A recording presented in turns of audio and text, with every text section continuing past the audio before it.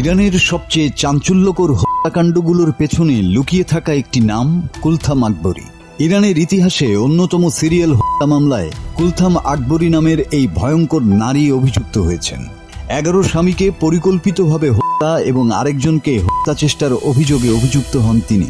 অভিযুক্ত আকবরী, যিনি ইরানের গণমাধ্যমে ব্ল্যাক উইডো নামে পরিচিত, তাকে চলতি সপ্তাহে বিশেষ আদালতে হাজির করা হয়েছে। প্রসিকিউশনের দাবি, 2000 সাল থেকে 2023 সাল পর্যন্ত দীর্ঘ 22 বছরে কুলথাম আকবরী পরিকল্পনা করে বয়স্ক পুরুষদের টার্গেট করতেন। তারপর তাদের বিয়ে করে সম্পত্তি দখলের উদ্দেশ্যে ধীরে ধীরে বিষ প্রয়োগে হত্যা করতেন। আকবরী আদালতে স্বীকার করেছেন যে তিনি 11 জন স্বামীকে হত্যা করেছেন এবং আরও একজনকে হত্যার চেষ্টা করেছেন।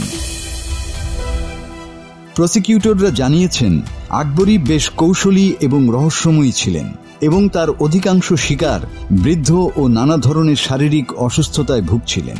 ফলে মৃত্যুগুলো প্রাথমিকভাবে স্বাভাবিক মনে হওয়ায় দীর্ঘদিন কেউ সন্দেহ করেন।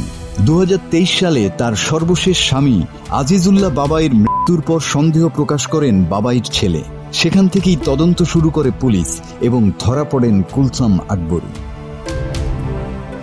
তিনি যেভাবে হত্যা করতেন তা ছিল সুপরিকল্পিত।